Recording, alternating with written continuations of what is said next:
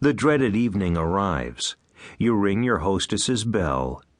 She greets you with outstretched hand, and you slap her resoundingly on the buttocks. Surprised, she retreats a step, and you slap her again with a loud, "Sister, you've got something there. How are you?" The next step is your introduction to the room full of guests.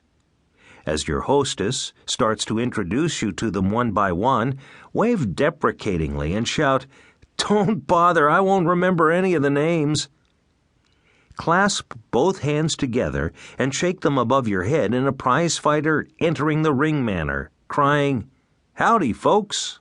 If drinks are being served, make directly for them, retiring to a corner with your glass and cocking your feet on an extra chair or stretching out on the davenport with loud sighs and grunts of satisfaction.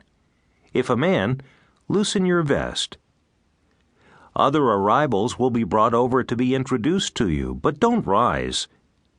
If it's a woman who is being introduced, reach out a hand and say, "Toss us your flipper, kiddo. I go for your kind." If it's a man, grunt, "H'are ya?"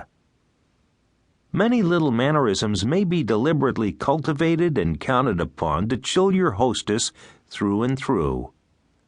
A well-cultivated snuffle is always good and may be used frequently. Similarly, if you hawk your throat loudly from time to time, it will help the general reaction. Bring a nail file and work on your nails. Chew gum and stick the wad underneath the nearest table. Set your wet glass down on the handiest polished surface. Comb your hair, knit, find a newspaper or magazine to bury yourself in. I have a friend who, at such gatherings, always brings a bag full of stockings and old underwear to darn and mend. She hasn't been invited to the same place for a second visit in more than 100 invitations. Of course, you can't stay in your chair or on your sofa indefinitely. When you get up to stretch your legs, yawn loudly and look at your watch. This time you may break in upon little groups, and when you are introduced with a, "Mr. Michelson, have you met Mr. Train?"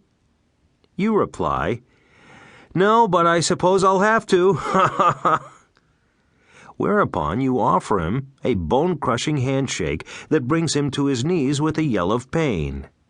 It is very easy to buy mechanical grip developers at most any sporting goods store, and a little practice at home will soon give you a grip that will make even a Rotarian wince.